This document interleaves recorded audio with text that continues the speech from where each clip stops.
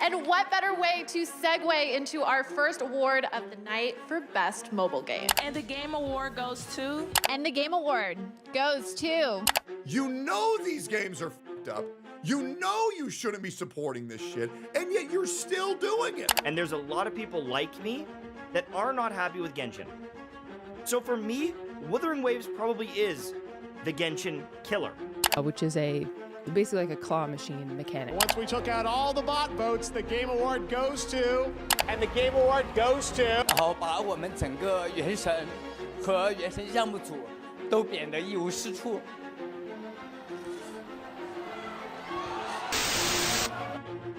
So, over 225 million players have installed games such as Genshin Impact, Wuthering Waves, and zenlesszonezero. Having one of these makes $710 million yearly.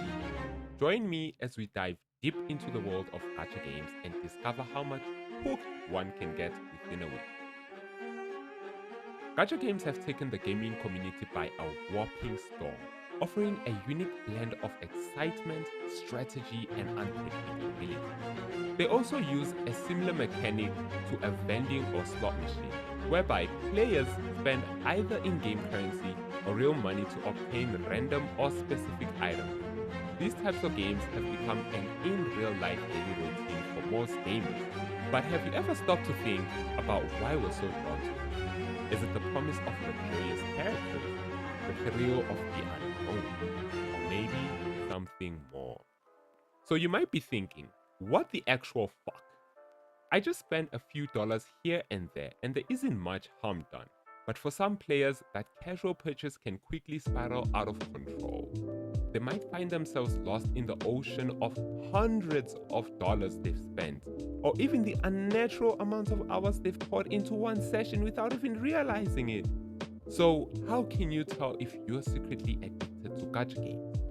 One humongous red flag is compulsive spending. Now, I won't lie to any of you. I myself spend on these gacha games. But these games have levels of spending, and each level dictates how much addicted you are to the game. So, you get the free-to-play players. Now, these type of players purchase absolutely nothing within the game. What these type of players value is doing their dailies, events, quests, and redeem any free reward. Now, you might be thinking, they don't sound that bad. Whoa, hold on to that. These type of players usually call themselves either free to play because they don't have any income or any money to waste on the game. But they surely will criticize you for spending on the game. I'm sure we've all heard the term F2P, by the way, or even the regular, please don't waste any money on the game. Everyone who has played a gacha has at least encountered one of these. I myself am a victim and an offender of these words. What disappoints me is the fact that F2P players give so much hate and anger towards the P2W players, which means pay to win, of course. This reason seems rather odd because pay to win players are the main reason that the games we are playing still exist. Because a gacha game has a company that runs it, and for the company to profit, they need money. And money comes from, ding ding ding, pay to win players. Another fun fact whilst we're at pay-to-win players is that you'll never find a pay-to-win player bragging about being a pay-to-win player.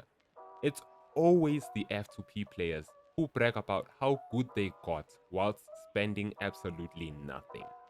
Now, you, my friend, are the only one who knows in which category you fall under. Whether you are free-to-play, low spender, dolphin, whale, or heck, even a leviathan. What truly matters is that you enjoy the game, regardless of the hardships faced, grinded artifacts, losing or winning PT.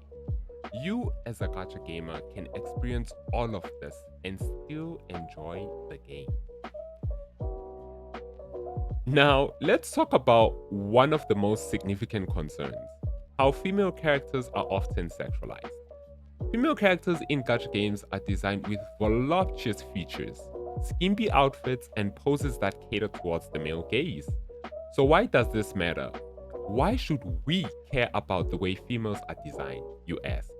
First off, this perpetuates harmful stereotypes, such as the terms we all know, gooner or goonettes. Now, to be honest, when I was younger, the term goon meant a stupid or deliberately foolish person. Come to find out 15 years later, the term goon actually means one who is completely and miserably addicted to porn, but embraces and loves it. Now, what I don't understand is how the term gooner came to be, because a ton of players toss this term around trying to slander some games. And a good example of this would be gathering waifus. I really don't understand how a game that was born being called the Genshin Killer became a waifu slanderer. It clearly makes no sense that some players call others gooners for playing Wuthering Waves or zenlesszonezero. Yet these are the types of games that you would be able to play in public and no one would bat an eye on you. This term is often misused as gooner games are not Wuthering Waves or Genshin Impact or even zenlesszonezero. There are games out there that are specifically catered for gooning. And these, my friend, I'm afraid to say, are not gooner games. Just because the anatomical proportions of a character are stylized in a specific way to outsell and cater towards a specific audience does not mean this game is a gooner game. What we also noticed is most women are beginning to hate such games due to how provoking they use women. Yet we do have such games called Love and Deep Space. Remember the time we used to wake up early in the morning to play games on our consoles or even mobile devices? During those times, games that were regarded as AAA only had males in them. Fun fact, no one complained. I myself as a guy sat my ass down and continued killing civilians as CJ the entire day without a single worry as to why I'm playing as a male. As time passed by, games began inviting women into the market. They complained about how males play these games to goon, or the fact that male characters aren't that much objectified. Now, I'm not going to point any fingers, but let's be real. Look at Novelet. Like, look at him. This man sounds like a literal god. If he told me to bend over, I kid you not, I'd probably do it in a heartbeat. Pause. And jokes aside, the males in these games are also objectified. There is no way you're telling me that the average 6-foot guy I'd walked into town looks this jacked. This man literally has zero fat in his body. And his outfit is basically useless since we can already tell how his body looks. Now, my point that I'm trying to get across is most females don't like to play as a busty, disproportioned female character. I get it. But we also have to realize that husbandos like Ryosi, Jian, Laikun still do exist, and amongst them, countless other males who are similar to them, who also have unrealistic proportions. And again, I do not want to talk about Love and Deep Space. I guess the point that I'm trying to make here is gacha games aren't about collecting and gambling. They're about storytelling.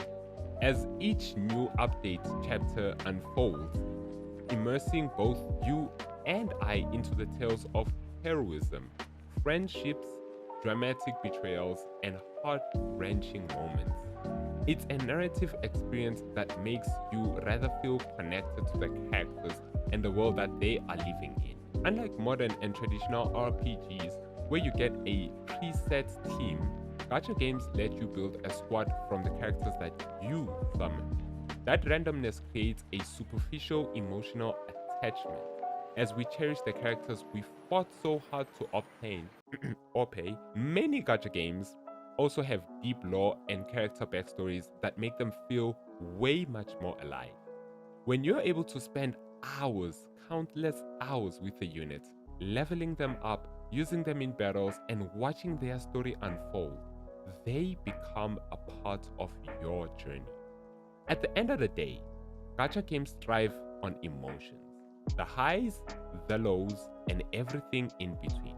Whether you're in it for the thrill of the pool, the love of the characters, or the community surrounding them, there's no denying that gacha games know how to keep us engaged. So take a step back, assess your gaming habits, and ask yourself, are you secretly addicted to gacha games? Quick question, what's your most emotional gacha moment? And if you found this video helpful, do leave a like and a comment of your thoughts. Thank you so much for watching, and stay tuned to see more videos similar to this one. Peace out.